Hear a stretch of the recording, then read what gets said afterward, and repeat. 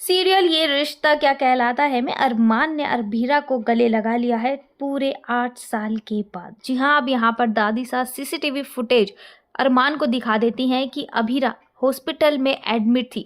2 हफ्ते वो हॉस्पिटल में थी।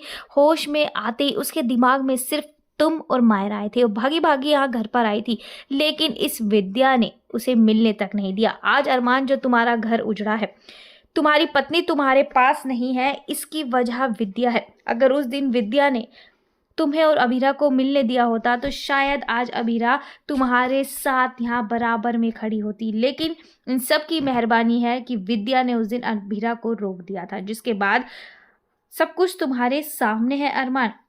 ये सुनते ही अब अरमान को अपनी गलती का एहसास हो जाता है और वो अपनी माँ से नाराज हो जाता है और दर दर भटकता हुआ नजर आएगा अबीरा को ढूंढते हुए। जिसके बाद अबीरा का एड्रेस अरमान को मिल जाता है। जी हाँ, वही गैराज का एड्रेस जहाँ गाड़ी अरमान की सही होकर आई थी। जिसके बाद अरमान जैसे ही गैराज में पहुंचता है, वो देखता है कि अबीरा तो मैकेनिक बनी हुई है, जिसे देखकर अरमान को काफी बुरा लगता है कि अबीरा की जिंदगी में कितना ज्यादा स्ट्रगल आ चुका है। अपनी बेटी को पढ़ाने के लिए, मुक्ति को पढ़ाने के लिए अबीरा कितनी मेहनत कर रही है। जैसे ही वो मुक्ति को देखता है, वो समझ जाता है कि ये वानी ही है।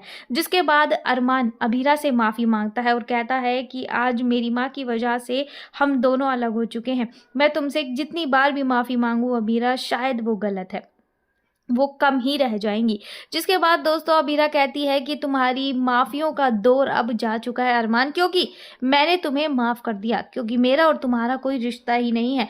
कब तक माफी मांगते रहोगे अरमान? तुम्हारी गलतियां खत्म नहीं होंगी, लेकिन मेरी माफियां खत्म हो जाएंगी। वहीं दूसरी ओर दोस्तों अबीरा तो अरमान को ठुकरा कर चल देती है, लेकिन अरमान अबीरा का इंतजार उसी मोड़ पर खड़े होकर करने वाला है।